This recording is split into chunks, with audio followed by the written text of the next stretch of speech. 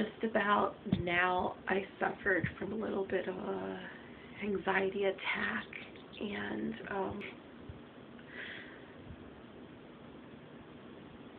all day I've been like, I've had the urge to cry.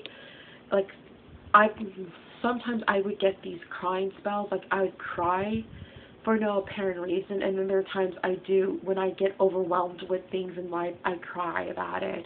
I've always been a sensitive person, you know, and I mean, I've always been like this since I was a child, and there have been times where in the middle of the night I would cry out of the blue. I would cry in my sleep.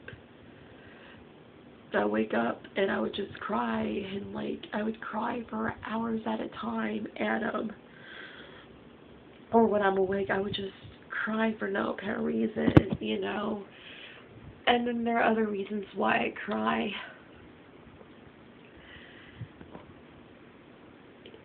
It's really hard to maintain your moods and your chemical imbalances.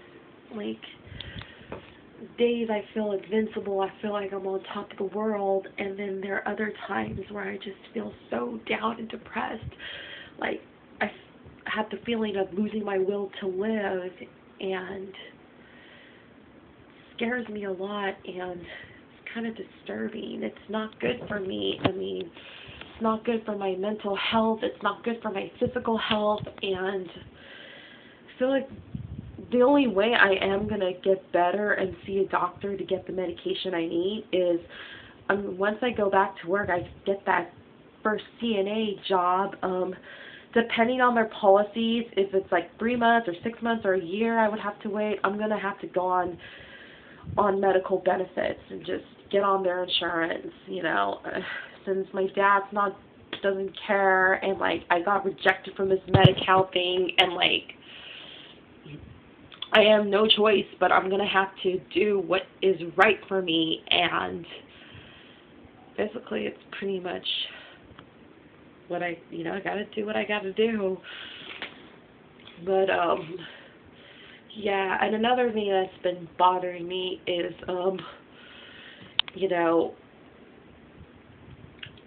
about my last YouTube video, I did a song from Ace of Base, the Experienced Pearls, that I dedicated to a guy that I like, that I hung out with a couple of times. I mean, he told me he liked me, and I told him I liked him too. And the last time I heard from him, he told me that he broke it off with his ex-girlfriend, and she is all my Facebook friends. I won't give out her name, and we used to be in the same high school choir together. She graduated 2 years before I did. She was class of 2002. I was class of 2004. Same high school and everything. So, make the long story short, he was still sort of seeing her when he was hooking up with me, and I easily fell for him. Like, I'm falling for him, but like at the same time I'm trying to kind of keep this cool and casual, and he doesn't want to be in a relationship because he's got like so much going on for him too. He's trying to get his life together. I'm trying to get my life together, so him and I are on the same boat. And I tried calling him, but his phone is not in service, so he hasn't paid his cell phone bill. And I tried emailing him a couple of times on his Facebook page, and I haven't gotten a response from him. I don't know if he's trying to avoid me or if he's busy. I mean, I just want an answer from him if he really likes me, because I want to tell him, I want to like dish it out how I feel about him in person, you know.